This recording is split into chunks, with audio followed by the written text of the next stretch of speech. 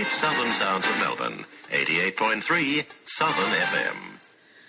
Where the time is 5 minutes past 11. You've been listening to Mike Egby bringing you his mix of music on Fridays. And now it's time for the Sound of Wisdom. I'm Jackie Wise, bringing you wise ways, practical ways for life, love, work and soul. It's time for reaching out. There is new life to be tasted. It's time to make up for all the years that have been wasted.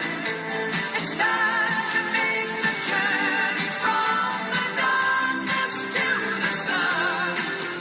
And the most important thing is that we truly have begun.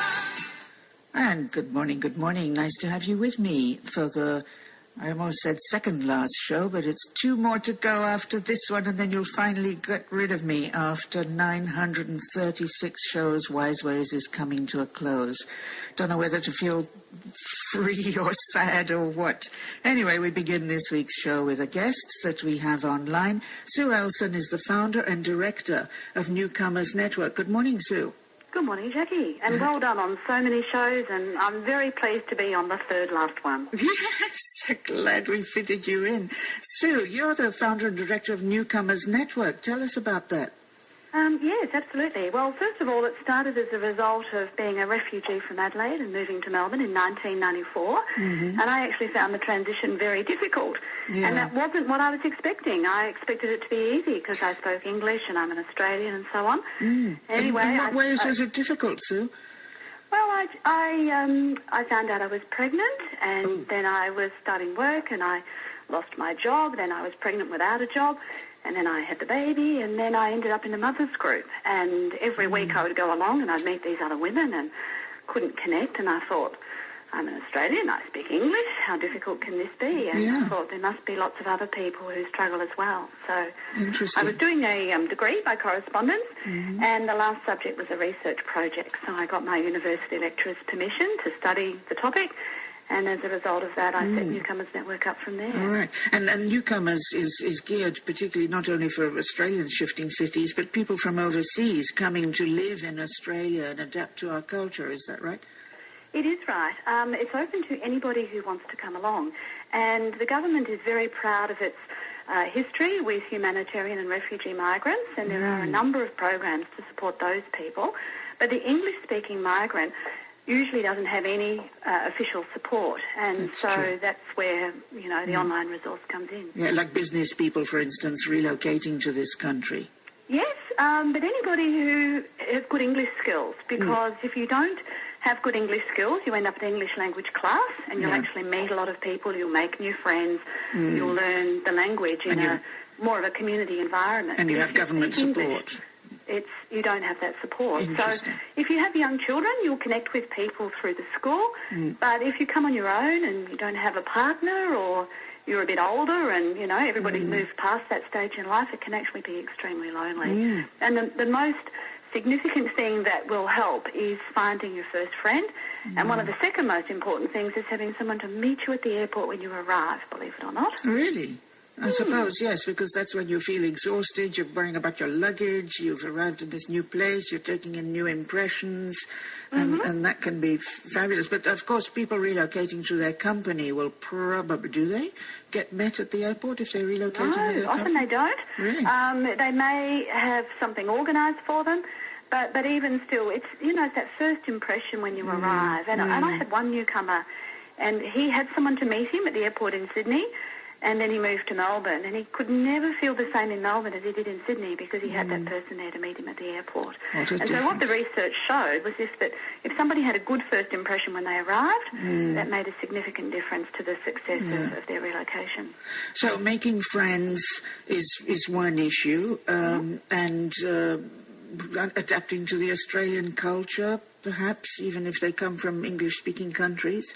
Yes, very true. What I found with a lot of the people from the US or the UK, because they already speak English and it's another Western culture, they can't believe that it's so difficult to connect in Australia. And obviously a lot of Australians find a British accent much more palatable than an American one, and there's lots of little subtle differences in mannerisms, in styles of doing things, in friendliness, and some of the people from the European cultures or the Latin America or South America, they're much warmer sorts of people, and they just find Australians icy cold. More extrovert. Yes, and Australians like to think of themselves as, I mean, I shouldn't say they because I'm one of them, I suppose. I've become Australian for many years. But we like to think of ourselves as very laid back, friendly, open, relaxed, you'll be right, mate, slap on the back. But in actual fact, we're very reserved, don't we, Sue? I believe so, yes. And I'm an Australian, so I can say that. If I was from somewhere else, I probably couldn't say that. But it's done in very, very subtle ways. So, for instance, if you're at work and the new arrivals come in, oh, hi, welcome, tell us if you want us to show you around Melbourne or something. But then they never actually do it.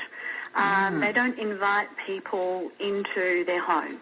That's very un-Australian, isn't it? I mean, a lot of people will say, oh, but I've had people in my home, but Australians tend to stay with the friends that they know. They don't tend to network and include other people who just happen to be visitors or They don't, anybody. because they lead very busy lives nowadays, and they get comfortable with the people that they can understand easily. And so somebody who has a bit of an accent or is a bit different or who doesn't understand that bring a plate means bring a plate with food on it, not just a blank plate, these little things just put them at odds. And if they haven't chosen a football team, who do you barrack for? And then the conversation just stops.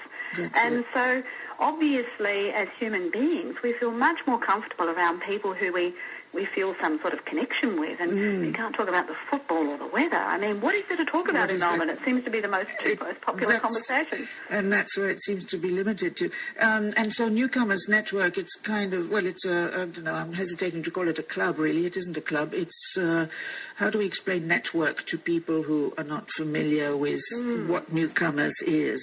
Okay. Well, basically, when I did my research, I found that most people wanted a 24-hour telephone advice service, but that had been tried and failed, so I didn't do that. So I went online in 2001, and I provide a lot of information to connect people with what is already out there. There is no point reinventing the wheel. And for somebody who comes from France who's been in cooking for, 30 years or whatever, or, even 10 years, they're not necessarily going to have the same interests as somebody who's coming from South America and who's been in IT. So to enjoy life in Australia, you need to connect with your hobbies and interests and things like that. So a lot of the information on the website is providing people with the right strategies, because it's like any challenge in life.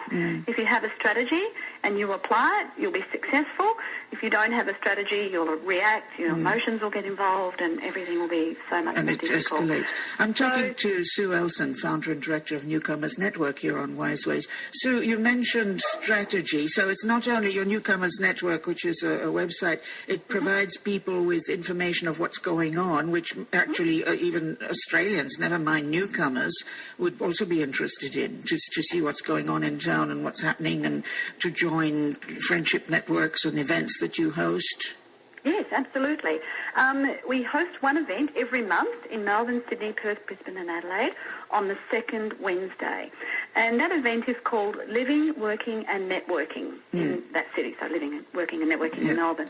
And so I ran one this week, and we started off at 6 o'clock in a location in the city, and everybody gets an opportunity to introduce themselves and discuss, what they would like to know during the evening. And so we talk, and I discuss those strategies, and we talk mostly about how to find work, because that's the most difficult thing. That's what they want, And but also how to network, how to find friends. Things really simple, like talk to old people. If a young person comes up and talks to an old person, they're really interested. So that's a really safe thing to do. Or I say, borrow a dog. For some reason, when you're walking a dog, people will talk to you. Yes. If you're not walking a dog, they don't talk to you. That's safe, something to talk about. And so the newcomers come to meet each other and even make friends amongst themselves. Not only do Australians attend these things?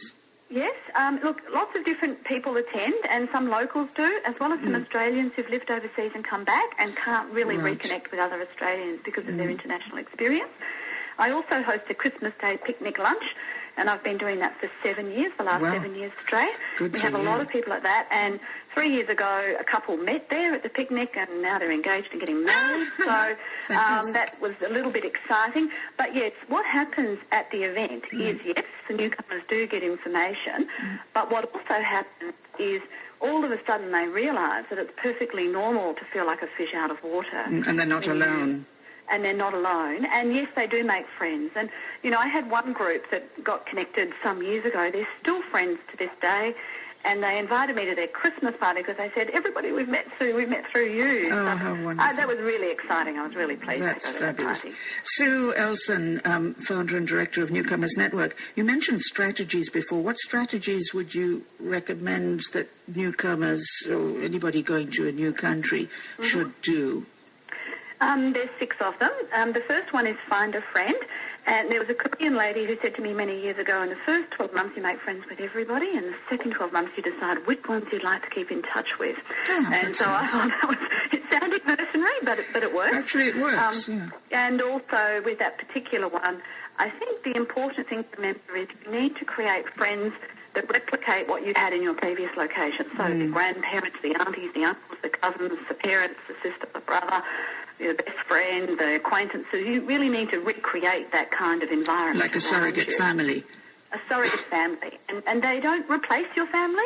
They're in addition to your family. Yes. But you'll find it become very close.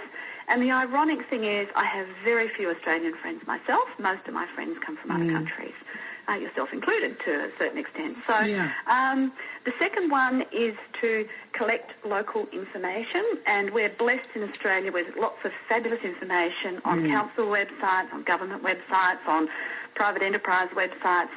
Meetup.com has got all sorts of activities and things that you can do. Onlymelbourne.com.au is another one. There's heaps of stuff that you can always do. The third one is to start or continue a hobby or interest. And the reason that one's important is you then connect through what you're passionate about rather than, I'm lost and lonely in Melbourne and I'm missing my home country. And you find people with something in common, and already there's that link. There is. And then they'll talk to you about your passion for music or your passion for art or something, and you can share that. It goes from there. The fourth one is to expect it to be challenging.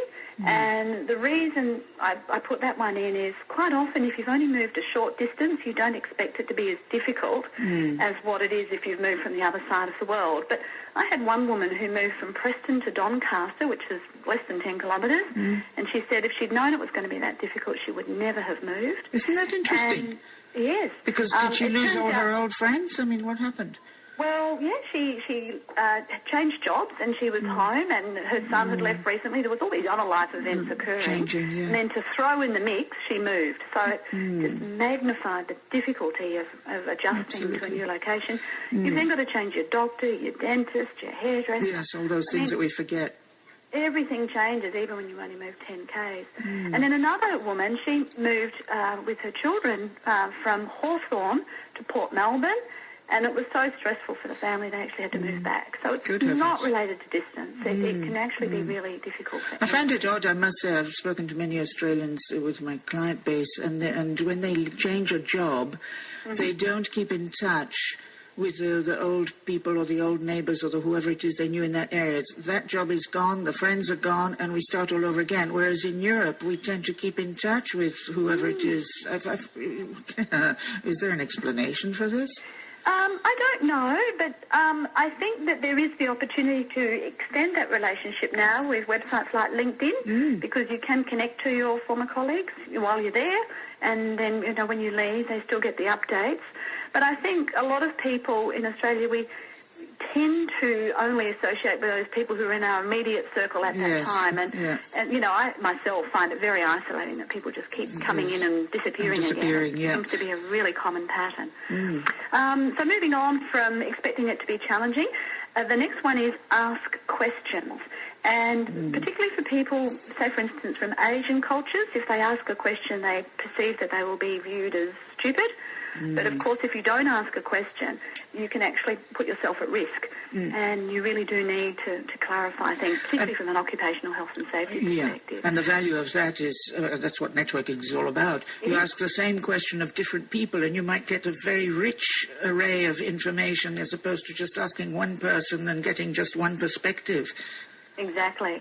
And that's really important when it involves financial matters.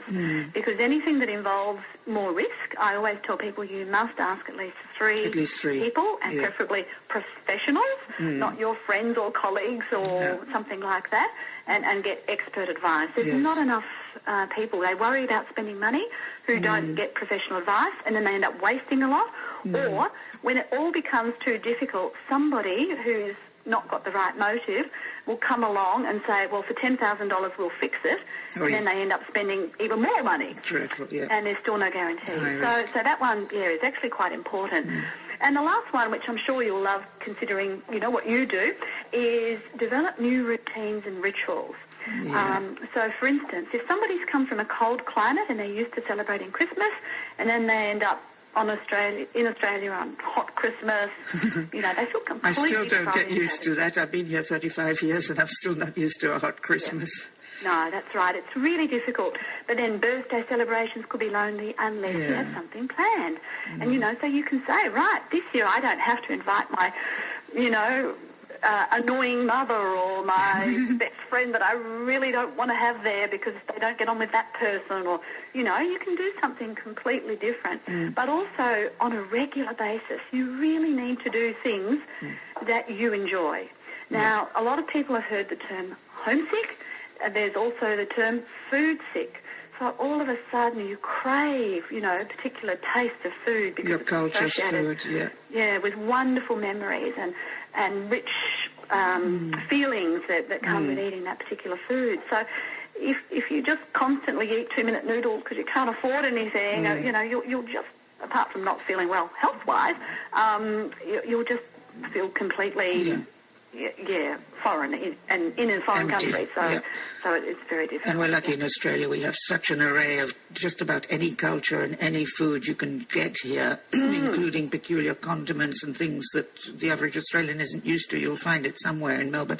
Sue Ellson, can we just touch lightly before we say goodbye on what Australians can do and be aware of when they meet new people? Yes, be they from other countries or not? The first thing is they must invite the person to ask them any question they want at any time. Now, the irony is, if they do that, they usually won't be asked a question. But the newcomer will know that they can go somewhere and ask the question if they need to. So that is enormously beneficial. And it might be a cultural thing to show this is how we do it in Australia. This is the Australian culture. It's okay to ask. That's right. The other thing they need to do is ask these people into their lives and do that on a regular basis, if at all possible. Invite them to join group activities, which I know you've discussed before, so rather than just be a one-on-one thing with one person, encourage them to come along with you to a football game. Or a movie or something. Come and join us, Yes, absolutely, and be part of our group. Explain what the etiquette is. Oh, you don't need to bring anything. Well, it's still nice if you bring some flowers or some chocolates or something. And what's typical in this country, You're not likely to offend somebody. If you would like to bring alcohol, you need to check that it's okay to bring alcohol if you're used to that custom. One thing that the Americans in particular are good at is saying thank you, and after they've been to something, they send a lovely thank you card and so on. So I actually think Australians would do well to accept some of the other traditions from other cultures. Would be really nice to see replicated. And if that happened, if you invited an American or you were invited to an American's house and then you sent them a thank you card, I mean, that would just make them feel enormously wonderful. Well, it's to do with warmth, isn't it? Those little personal connections, and of course reminding somebody that you exist, letting them know that you appreciated them. And I think Australians also tend to stay with their friends because they don't see them often enough, as you mentioned before, Sue, that we're all very busy. So when we meet with our friends, we want to catch up on, I did this and you did that, and it's all very personal, and that makes it very hard to introduce somebody else because it's very intimate conversation. Our conversation isn't large enough. No, it's not. And also, if English is not their first language, it's very difficult for them to converse in the same way when they're translating, untranslating, translating, to do it at the same time. So sometimes something where there's not speaking, can be really helpful, even just going to a movie together. Yes. But the fact that you've received an invitation if you're a new arrival is wonderful. And I tell people at the Living, Working and Networking events, if you receive an invitation and for whatever reason you can't make it on that particular day, book an appointment with them and say, right, I can't come Friday because my mother-in-law's arriving. Yeah. But what about next Thursday? What about next Thursday? Yes, and that's another strategy that the newcomer can apply, but likewise, so could the Australian. Yes. And I think a smile is the universal language. I often make the joke it's not sex because you can't have sex with everyone, but you can smile with anybody. And so I really encourage people to smile and say, hi, how are you? And be a little bit more outgoing. Yeah, there's a lot of Australians who come to work and they don't even say hello or goodbye. No, it's odd, newcomers, really find that very odd. Sue Ellson, founder and director of Newcomers Network. How can we find you online? I suppose we could just Google Newcomers Network. You can, and you can just type in newcomersnetwork.com, or if you accidentally type .com.au, it still goes there. We're also on Facebook, on Twitter, on LinkedIn. So people can subscribe to your newsletter by going to newcomersnetwork.com. They can. It's on the right-hand side of the screen. Wonderful. And I've also got my mobile number and all the details on the Contact Us page, so if somebody wants to call me directly, I'm quite happy to answer. And you also see people privately, don't you, for advice on job hunting or whatever it is they need? Yes, I do. What tends to happen is new arrivals don't have their resume or their LinkedIn profile in what I would call the Australian format. And so quite often, although they're enormously talented, they're just not successful in the job market. And sometimes it could be their name. So if they have a Chinese or Indian name, quite often they're just removed from the application process altogether. So what I help them do is rewrite their resume and also their LinkedIn profile to optimise it for keywords so that if it's in a recruiter's database or on LinkedIn, people are more likely to be found. But also I coach them on how to cope with the interview process, which is sometimes different. But ultimately, the best way for these people to get a job is through networking, referrals, or volunteer work. So those three techniques seem to be what works best. They work well, yeah. Sue Ellson, thank you very much for sharing your wise ways here on Wise Ways. Thank you, Jackie. It was a pleasure. And for providing such richness of information on your Newcomers Network, which anybody can Google, and that's the easiest way, Newcomers Network or newcomersnetwork.com. Thank you, Sue Ellson. And I've chosen to see you out with a track from Diana Ross, Reach Out and Touch Somebody's Hand. Lovely. Thank you. Thank you, Sue. Bye-bye. Bye.